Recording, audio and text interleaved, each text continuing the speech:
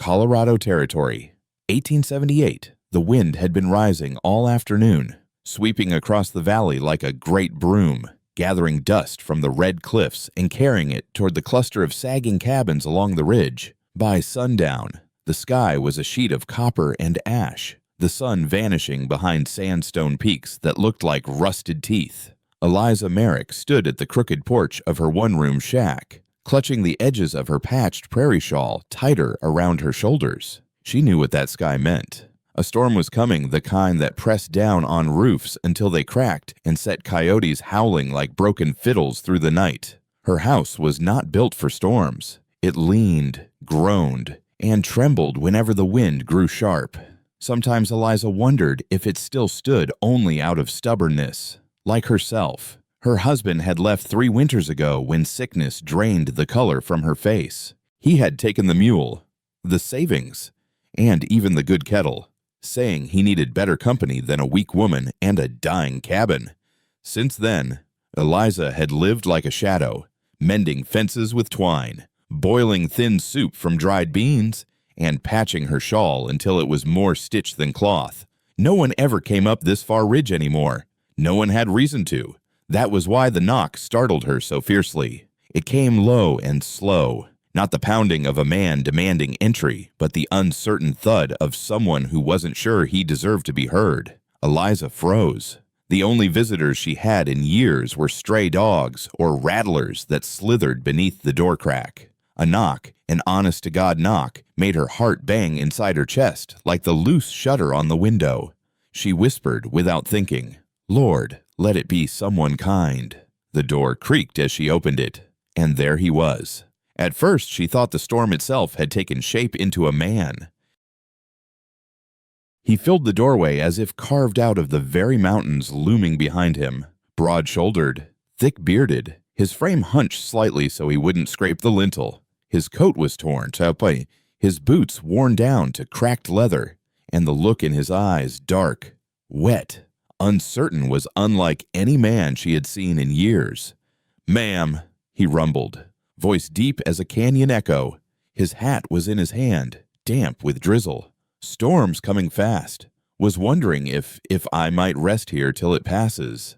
Eliza swallowed. Her shack was hardly fit for herself, much less for a man who seemed larger than the walls. Yet something in his voice wasn't demand, nor trickery. It was raw need. She stepped back, eyes flicking to the sagging rafters. "You're bigger than my house," she murmured, almost embarrassed at her own honesty. The giant man didn't laugh. He didn't boast or shove through the door. Instead, his knees buckled as if her words carried the weight of years. He sank down onto the stoop, eyes glistening. "Ain't no one ever let me in without question," he whispered. The tears surprised her more than his size. Tears sliding into the dirt, falling from a face like weathered stone. Not once. Eliza's breath caught. What kind of man wept at the door of a shack? Her husband had never shed a tear in front of her, not for her sickness, not even for the death of his own kin. Yet here was a stranger, trembling because she had stepped aside. She reached out, almost against her own will, and laid her fingers gently on his shoulder. The cloth of his coat was rough, smelling of pine smoke and wet earth. "Storm's not the only thing needs shelter," she heard herself say. For a moment he didn't move. He seemed to wait not for space, but for assurance that her yes would not harm her. She nodded, firmer this time. "Come in, mister. I've got soup if you don't mind it thin, and fire if you don't mind it quiet." The man ducked through the door with surprising care, folding his bulk so the rafters wouldn't groan. The room, instead of shrinking, felt warmer the moment he entered. He took the stool beside the stove, testing it as though afraid his weight might splinter it. Then he folded his hands like a boy at Sunday service. Eliza stirred the pot, trying not to let her eyes linger. His presence filled the space, but not with menace. Rather, with a stillness she hadn't felt in years. "Name's Jonas," he said after the silence stretched. "Jonas Hale. Been living where there ain't much kindness left." Eliza met his gaze. "Then maybe you're due for some outside." The wind began its long moan across the valley. Dust rattled against the shutters, and the first drops of rain spattered the roof like nervous fingers. Jonas shifted, wincing slightly. and Eliza's eyes caught a dark scrape along his left arm, half hidden beneath the sleeve. She didn't ask, not yet. His boots, cracked and torn, told enough stories already. Instead, she set a tin cup before him, ladled soup into it, and sat across the table. For the first time in years, she wasn't entirely alone with the storm, and as the firelight flickered on the wooden walls, she wondered what kind of world had pushed a man that large, that strong, to his knees outside a widow's broken-down shack. That night, she didn't sleep. Not really. She lay on her narrow cot in the corner, eyes drifting toward the man curled near the stove, the fire's glow catching on his beard still wet with tears. Every so often he shifted, wincing when his wounded arm brushed the floor. She didn't dare ask why he cried, or what shadows haunted him. But as the storm pressed heavy fists against the roof, Eliza realized something. The questions inside her chest were louder than the wind. The shack had never known such silence. Silence that wasn't emptiness but presence.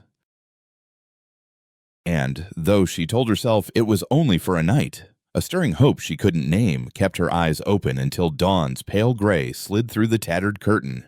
The storm passed with a slow reluctance, as though it had grown fond of the little shack and didn't want to leave. Gray light filtered through the patched curtain, painting the room in pale silver. Eliza Merrick rose stiffly from her cot, her joints aching from the chill and from a night of half-sleep. She turned to find Jonas Hale already stirring by the stove, unfolding his frame carefully, as if afraid to break something fragile. For a moment he looked dazed, blinking into the dawn like a man who hadn't expected to see morning. "Didn't mean to take your only fire," he said, rubbing at his eyes with a hand broad as a spade. "Didn't mean to take your piece." Eliza poured the last of the broth into a tin cup and held it out to him. "You didn't take anything," she murmured. "You made it feel like someone was watching the place for once." Jonas's eyes flickered with something deeper than gratitude, something like pain, sharpened by disbelief. Slowly, almost hesitantly, he rolled up his sleeve. What Eliza had thought a scrape revealed itself to be far worse.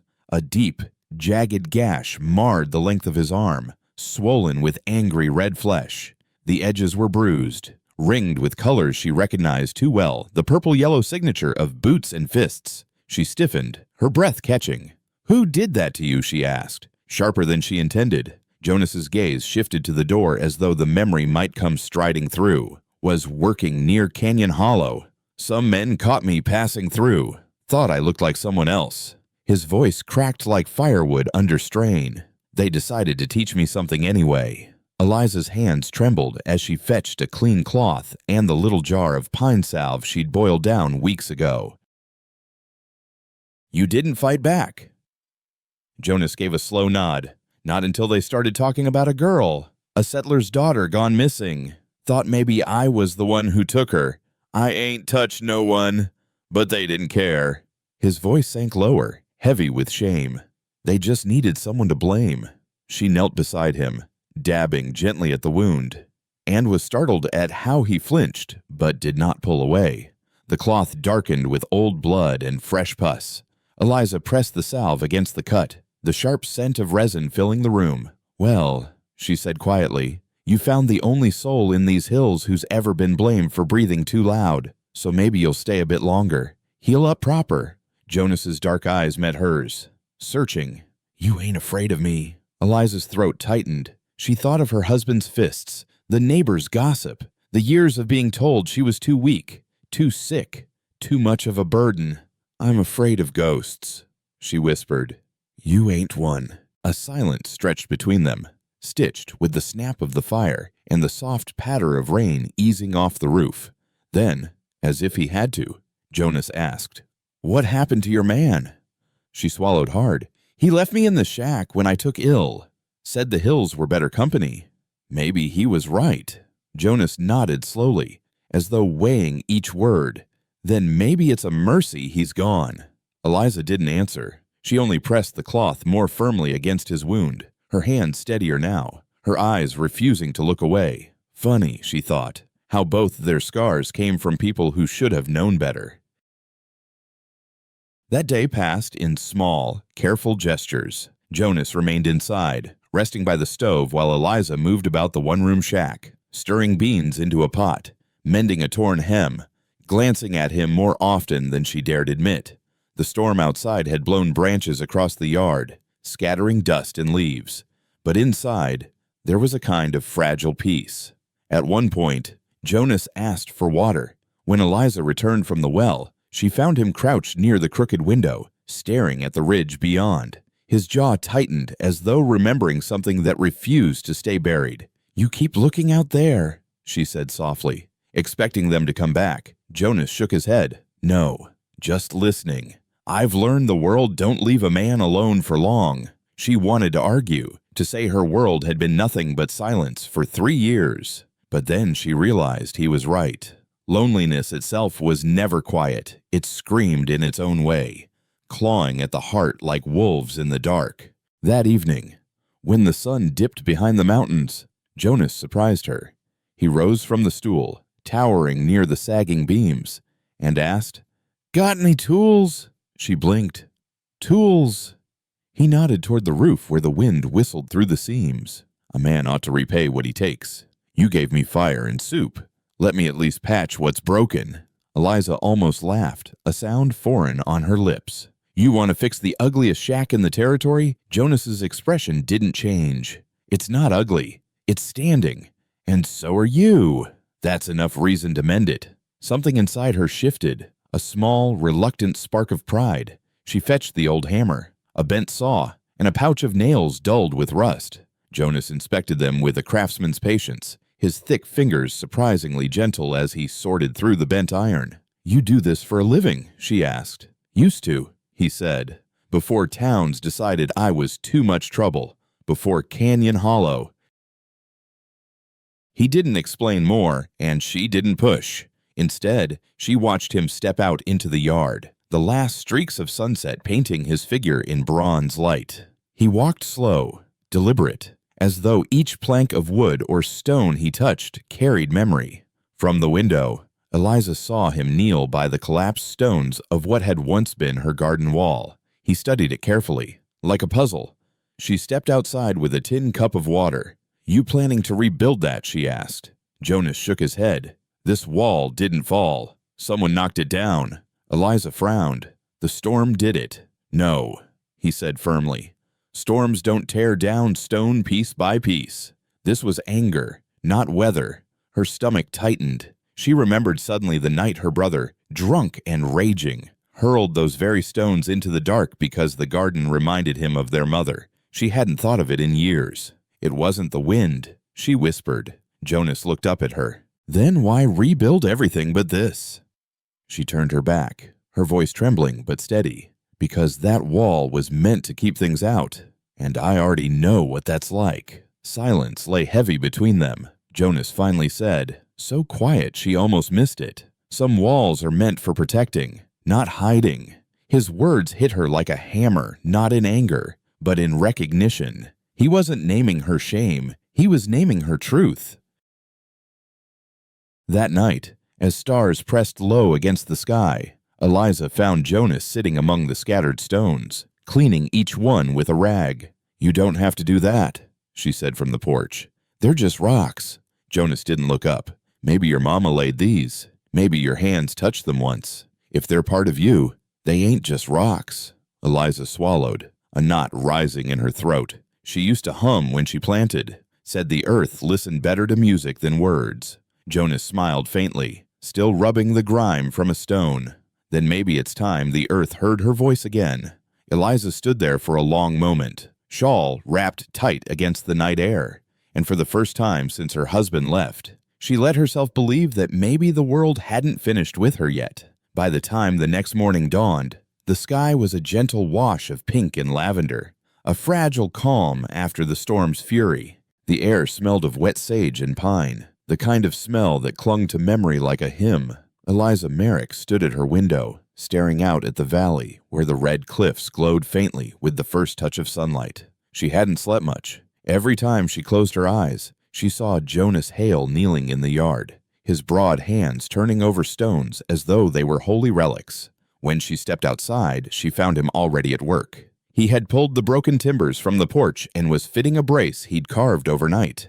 The sound of his knife against wood steady and deliberate, filled the morning. He looked up when she approached, sweat already glistening on his brow despite the cool air. "You should be resting," Eliza said, holding a cup of water. Jonas smiled faintly, his eyes still carrying that sadness she couldn't quite name. "Rest don't build roofs. Rest don't stop rain from creeping in." She handed him the cup, her hands brushing his for a moment. Ugh. His skin was calloused, rough from years of work, yet his grip was careful, almost apologetic. She turned away quickly, embarrassed at the heat rushing to her cheeks. Inside, her cabin felt different. The air wasn't so heavy. Perhaps it was the storm's passing, or perhaps it was the knowledge that for the first time in years, someone else's hands were mending what she had long abandoned. By midday, Jonas had repaired the leaning porch rail and patched 2 holes in the roof. Eliza watched from the doorway, her heart a mix of gratitude and unease. It had been so long since any man had worked for her without demanding something in return. She caught herself waiting for the other shoe to drop for the request. The price, the smirk. But Jonas never looked at her that way.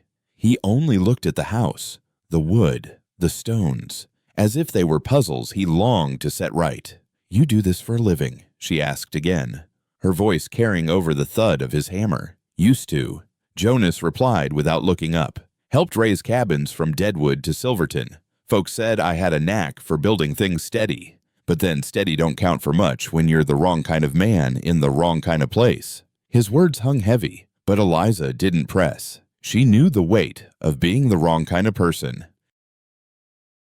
She carried her own scars of whispered judgments, neighbors who turned their backs, a husband who left when she was weakest. She returned to her beans simmering on the stove. Yet every so often she glanced out, her eyes following the rhythm of his work, the flex of his arms, the way his shoulders bowed to lift rotten timber as though lifting memory itself. Late in the afternoon, Jonas called her out. "Come look!" She stepped onto the porch and froze. There, stretching from her crooked doorway toward the patch of weeds that had once been her garden, was a new path of stones. Not a wall, but a path. Each rock laid carefully, leading like an invitation rather than a barrier. Eliza's throat tightened. "Why? Why would you do this?" Jonas shrugged. "You said the wall kept things out. Figured maybe it was time to build something that let you in." Her eyes stung unexpectedly. She stepped barefoot onto the first stone, then another. The morning dew stung her skin, but she kept walking until she stood in the middle of the weeds that had once grown tomatoes, beans, herbs her mother taught her to tend. For a long moment she stood still, the silence pressing in around her. "I think." Her voice cracked. She swallowed, tried again. "I think I'd like to plant again." Jonas didn't smile. Not quite, but his face softened. "Then we'll plant," he said, as if it had never been in question. That evening, Eliza sat by the fire, mending her shawl, while Jonas whittled a brace for the table's broken leg. The air inside the shack no longer felt hollow. The crackle of the fire, the scrape of his knife, even the quiet between them, it all carried a rhythm that felt almost like music. For the first time in years, Eliza didn't dread the night, but she couldn't ignore the question burning inside her. "Why are you here, Jonas? Not just my porch. I mean, why wander these parts? Why come up this ridge at all?" Jonas's knife paused. He stared at the curl of wood peeling from the table leg. His voice, when it came, was low and rough. "Because I got chased out of town for helping the wrong girl." Eliza's stomach knotted. "What do you mean?" He lifted his gaze slowly, meeting her eyes with the weight of a man who had carried silence too long. Her pa didn't like that I was brown. The words struck like a stone in her chest. Not just his size, his silence, but his very skin had marked him as unwelcome in the towns he once built. She saw it now, the way his eyes always searched the horizon, the way he waited for doors to be slammed in his face. Without thinking, she said, "Then you can stay longer than a week." For the first time since he knocked on her door, Jonas's mouth curved into something real, something that looked like release. When night fell, Eliza sat alone on her cot, watching Jonas lay his bedroll by the stove. She remembered his tears on the stoop, the way his hands trembled as he spoke of kindness, Her husband had called her house worthless, a prison, but Jonas had called it something else. Your house ain't ugly, he'd said earlier. It's small, but it's kind. She pressed her hands together, whispering a prayer she hadn't dared in years. Not for rescue, not for riches, just for one more day of warmth that didn't come only from the fire. And as the storm clouds cleared from the horizon, Eliza Merrick realized that maybe, just maybe, the house wasn't the only thing being rebuilt. The days that followed were unlike anything Eliza Merrick had known in years. Morning light seemed to linger longer on her porch, and the air within the cabin, once heavy with soot and silence, carried the faint hum of life again. Jonas Hale worked with a patience that both unsettled and comforted her. He mended broken boards, cleared weeds from the yard, and repaired the table leg until it stood steady on all fours for the first time in ages. Yet even as he patched the cabin, there were shadows that no hammer could drive out, no plank of wood could cover. One afternoon, while Eliza stirred a pot of beans over the stove, Jonas returned from chopping firewood behind the shack. His shirt clung to his back with sweat, and his beard was flecked with sawdust. But there was a stillness about him, a quiet too sharp to ignore. "You've been listening again," she said. Without turning, Jonas set the axe against the wall. Sound carries different in the hills. Sometimes it brings warning before it brings trouble. Eliza paused, the ladle heavy in her hand. What kind of trouble? He didn't answer right away. Instead, he sat at the table, leaning forward with his broad arms braced like tree trunks. His eyes, dark and haunted, stayed fixed on the window. "I told you I left town because I helped the wrong girl," he said at last. "But there's more. I wasn't alone then. There was another man, Caleb Voss. We used to run together. Shared work, shared hunger, shared nights under the same sky. He was like a brother once, until he wasn't." Eliza turned slowly, her breath caught in her chest. And now Jonas's jaw tightened. Now he's the kind that comes looking when he thinks the world owes him something. It was near sundown when her fears proved right. The light was turning to gold, spilling across the valley and igniting the red cliffs like fire, when Eliza saw a figure at the edge of her broken fence. Tall, lean, with a crooked posture that spoke of both arrogance and ruin. A rifle was slung carelessly across his back, and even from a distance she could see the smirk tugging at his mouth. Her hand flew to her lips. Jonas. Jonas stepped out from behind the barn, the axe still in his hand. He froze when his eyes met the figure's. Slowly, he set the axe down, his shoulders stiffening as though bracing against an old wound. "Well, I'll be damned," the stranger called, his voice carrying easily across the distance. "Didn't expect to find you holed up with a woman." Eliza's heart hammered. She took a step closer to Jonas. "Friend of yours?" she asked, though the answer was plain in Jonas's silence. The man chuckled, a low sound that scraped like broken glass. "We're blood, in a manner of speaking. Used to ride together, till this one decided he'd grown a conscience." Jonas's voice was low and firm. "Turn around, Caleb. You ain't welcome here." The man Caleb clicked his tongue mockingly. "So this is the mighty Jonas now, playing house with some backwoods widow. Thought you were chasing something bigger." His gaze slid to Eliza, slow and mean, like a rattlesnake sizing its prey. "She's got grit, though, I'll give her that." Eliza's knees trembled, but she forced herself to stand tall. "You've got no business here. Move on." Caleb laughed again, spoken bold for a woman who don't know the half of what he's done. She felt Jonas shift beside her, his presence solid as stone, but his silence cut sharper than Caleb's sneer. "What's he talking about?" she asked, her voice quivering. Caleb's smirk widened. "Didn't tell her, did you, Jonas, about tall pines, about the sheriff's son?" Eliza's pulse roared in her ears. "Aw, what happened?" Jonas's gaze didn't leave Caleb, but his voice came steady, heavy. "Sheriff's son tried to slit a Lakota girl's throat in a creek bed. She was 12. I stopped him for good." Caleb's laugh was harsh, "And I took the fall. 7 years rotting in a box while he walked free. 7 years thinking on what he owed me. The air between them was thick with dust and truth. Eliza's heart twisted. She wanted to recoil from the story, from the violence it carried, but she couldn't. Jonas hadn't flinched, hadn't hidden. His silence was not denial, it was sorrow. "What do you want?" Caleb Jonas asked finally. Caleb's grin turned cruel. "A debt paid. I don't want money. I want your horse. The black one. Strong legs. Clean hooves. She'll fetch a fine price in Elk Ridge." Jonas's voice dropped into something colder than winter. "Touch her, and I'll bury you under her hoofprints." The smirk faltered, but only for a moment. Caleb spat into the dirt and adjusted the rifle on his back. "Maybe the old Jonas ain't dead after all. We'll see." He turned and sauntered down the road, whistling a tune that made Eliza's skin crawl. The fading light wrapped around his silhouette until he disappeared over the rise. Silence settled heavy after he was gone.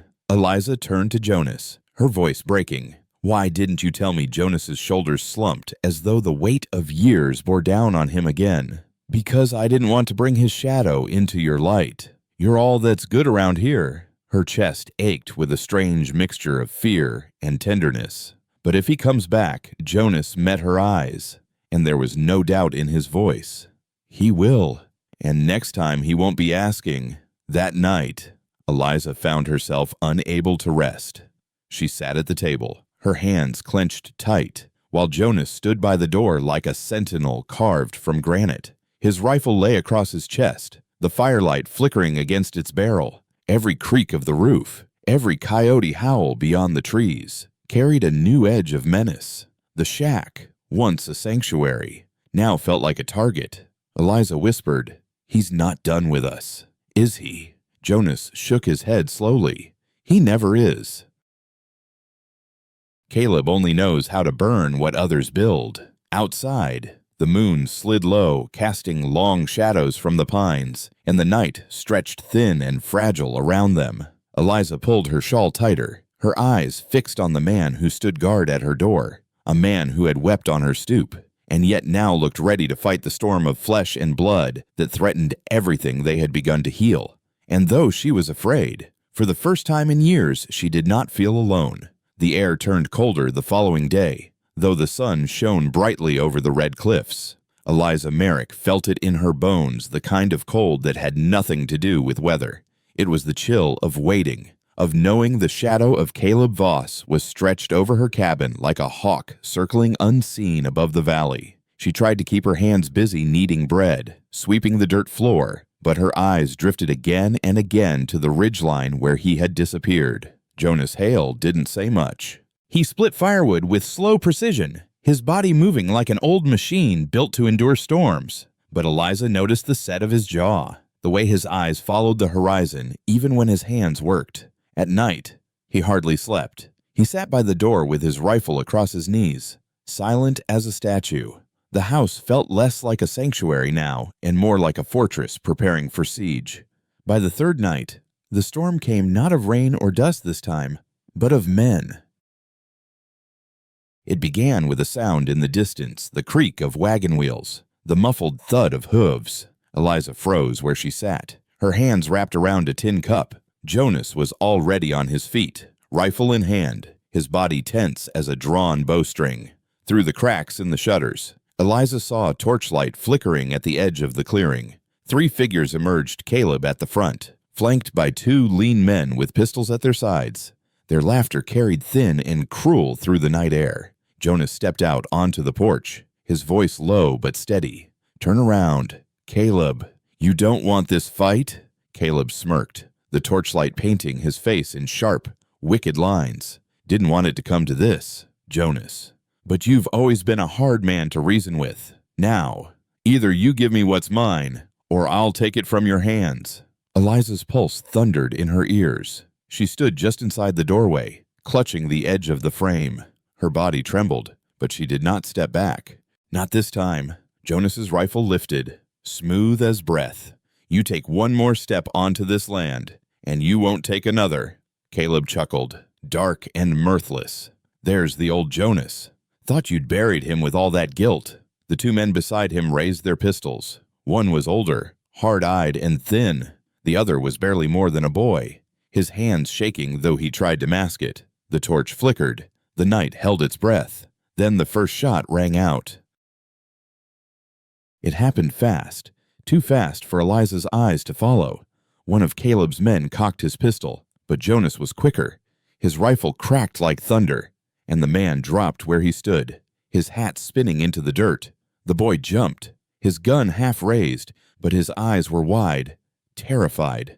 He looked at Jonas, at the sheer immensity of him, at the steadiness in his aim, and faltered.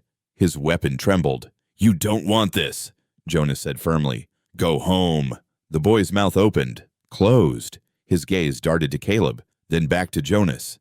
"He said you were hiding cattle. Said you stole his land." His voice shook. "But you don't look like a thief," Caleb snarled. "Shoot him. Damn you." The boy shook his head. "No, I didn't sign up to kill a woman for leaving a man like you." Slowly, he lowered his pistol. Eliza's heart twisted, torn between relief and fear.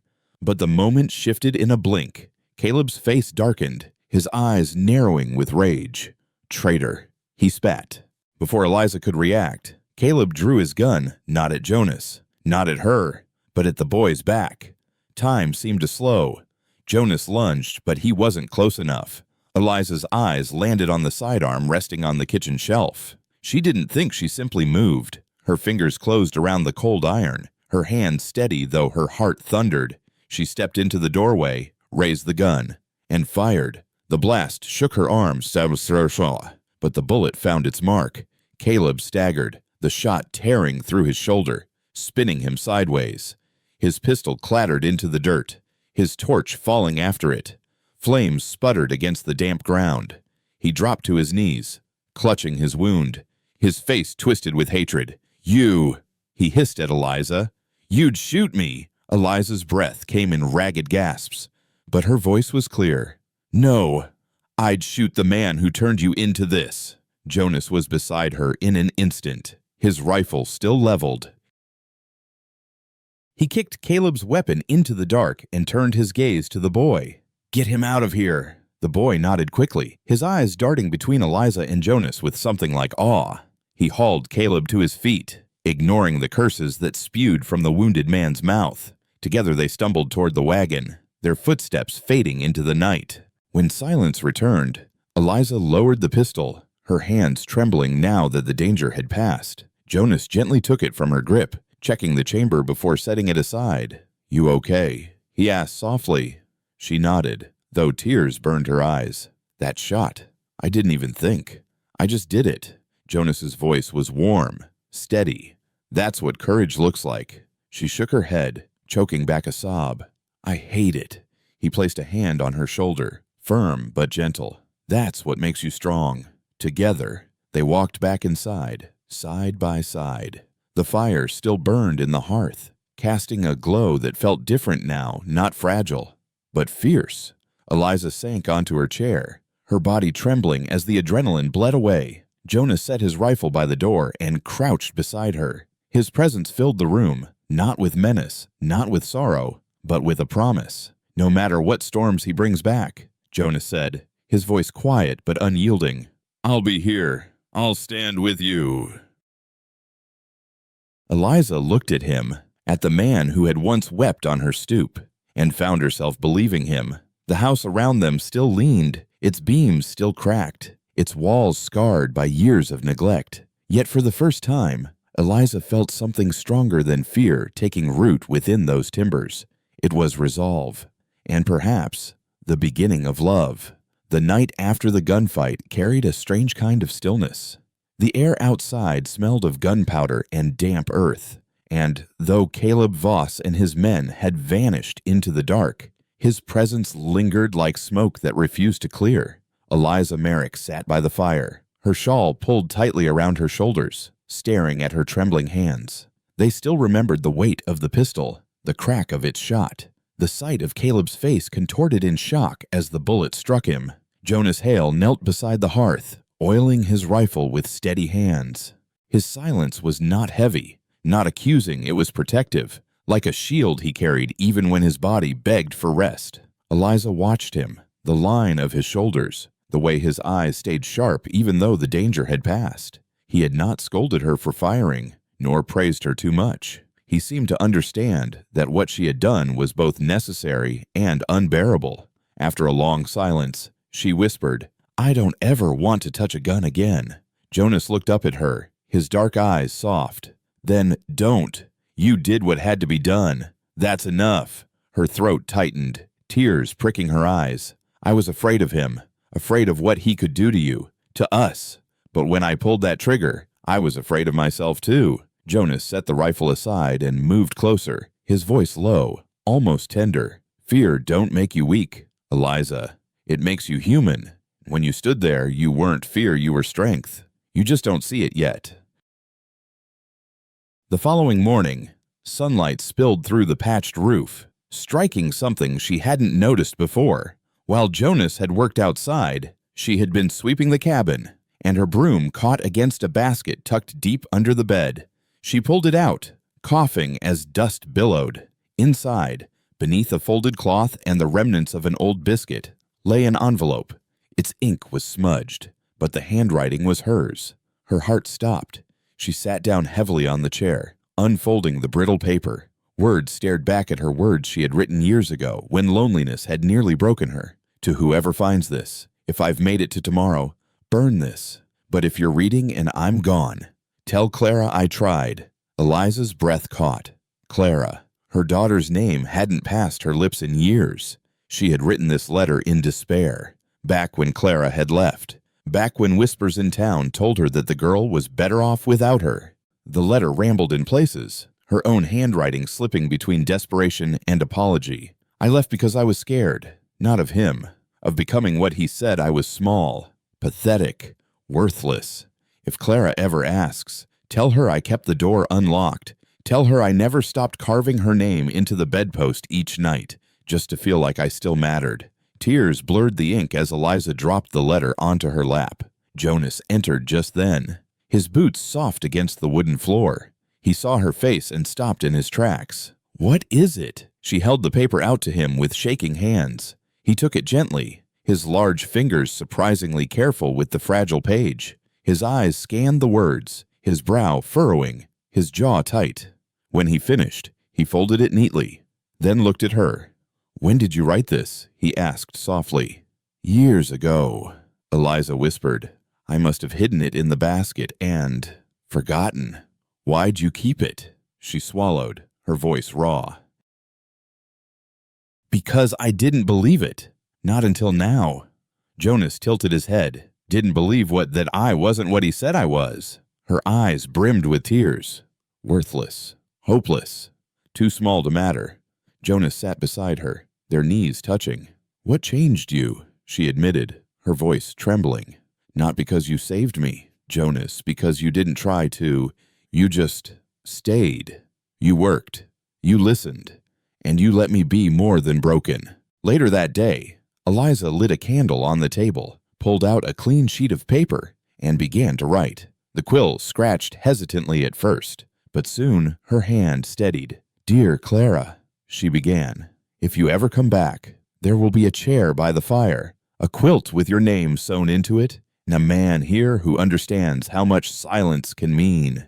And I want you to know I've finally forgiven myself for the things I didn't say. I hope someday you will too." Jonas stood nearby, chopping kindling by the stove, but his eyes lingered on her.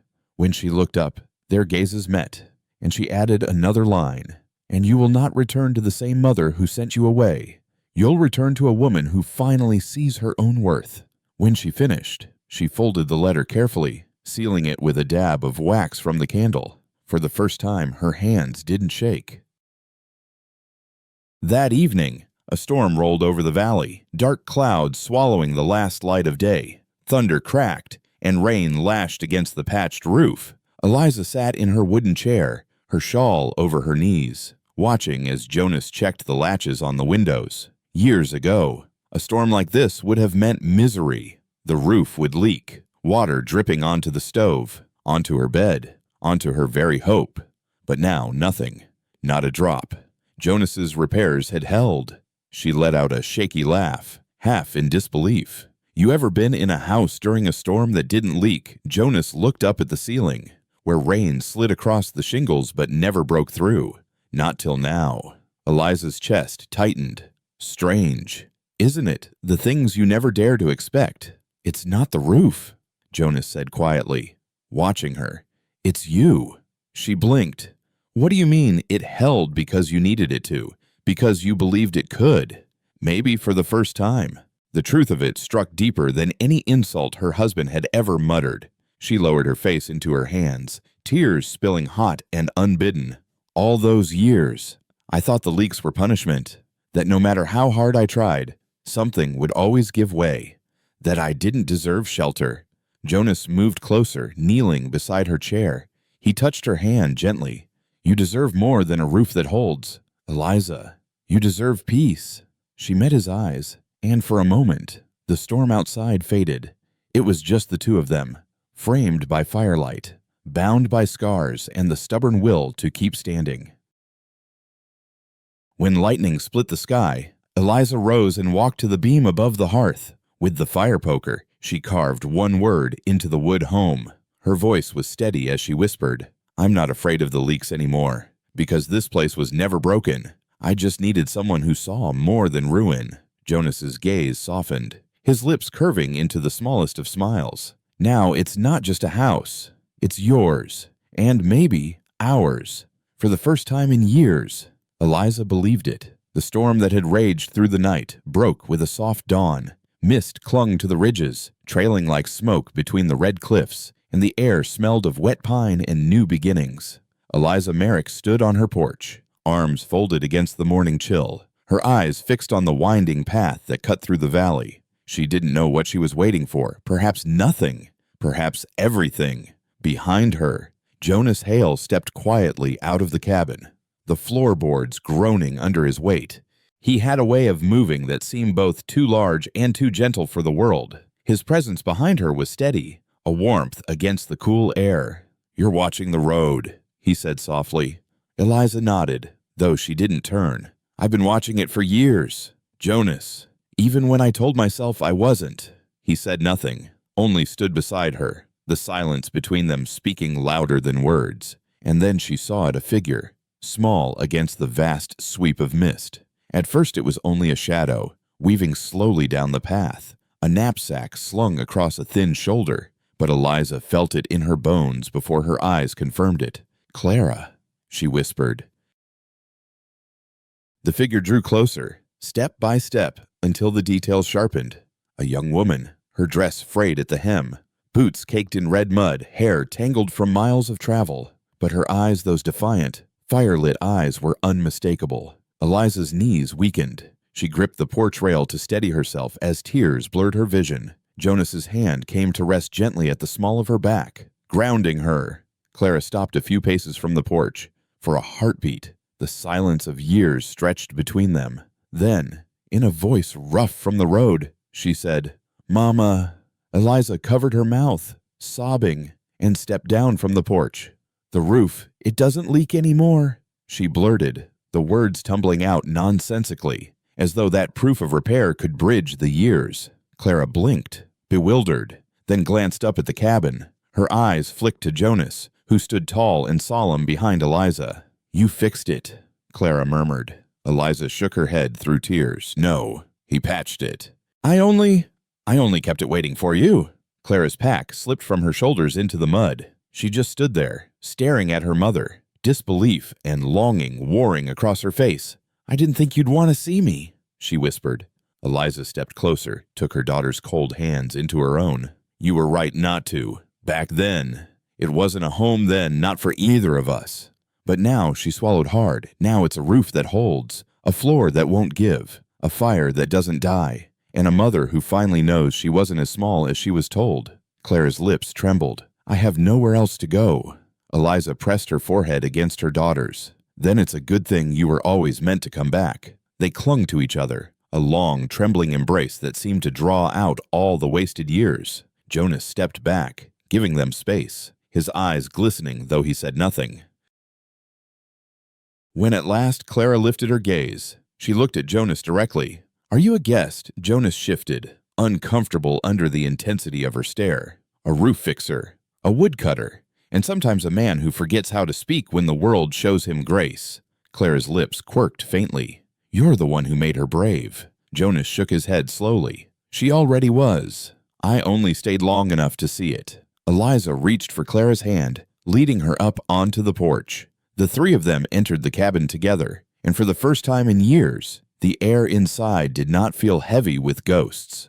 The fire in the hearth crackled warmly. The carved word on the beam above home caught Clara's eye. She stepped closer, tracing the letters with her fingers. You wrote it down, she said. It took me a while to believe it, Eliza admitted, her voice thick. Clara turned, her eyes bright despite the exhaustion. And now, Eliza said, looking first at Jonas, then back at her daughter. It's the only word that fits. The days that followed moved slowly, quietly. Clara rested, her body weak from travel, but her spirit seemed to gather strength simply from sitting near the fire, listening to her mother hum the old planting songs. Jonas kept busy, mending the fence, chopping wood, carrying water from the well, but there was no weight of payment in his work now. It felt like something more like a vow. One evening, Clara took the fire poker and carved another word beneath home. The metal scraped against the wood, letters forming slowly but surely held. Eliza pressed her hand over her mouth as tears welled. Jonas stepped closer, laying his broad hand over Clara's smaller one as she finished the carving. A house doesn't become a home just when the roof is fixed, he said. It becomes one when someone chooses to stay under it, even when it's raining. And when someone chooses to return, Eliza added. The three of them sat together that night by the fire, sharing bread and soup. There were no speeches, no promises spoken aloud, but the silence between them was full of healing, of forgiveness, of something deeper than blood. The next morning, Eliza stood at the porch as the sun climbed over the valley. Jonas was carving quietly at a block of pine, his massive hands gentle with the blade. Clara swept the floor inside, her movements slow but sure. The house no longer creaked like a place ashamed of its own ruin. It breathed now, steady and alive, as if it too had been waiting for this moment. Eliza whispered a prayer of gratitude, her hands clasped against her chest. Not for riches, not for miracles, only for this, the roof that held, the man who stayed, and the daughter who came home. And for the first time in years, she believed that what had been broken could truly be made whole. Stories like this remind us that healing does not arrive all at once. It comes slowly, like the mending of a roof or the steady laying of stones along a path. Eliza, Jonas, and Clara teach us that even the most fragile house can become a home again when forgiveness, patience, and love are allowed to settle inside its walls. Many of us carry old scars, words that told us we were too small, too weak, too broken.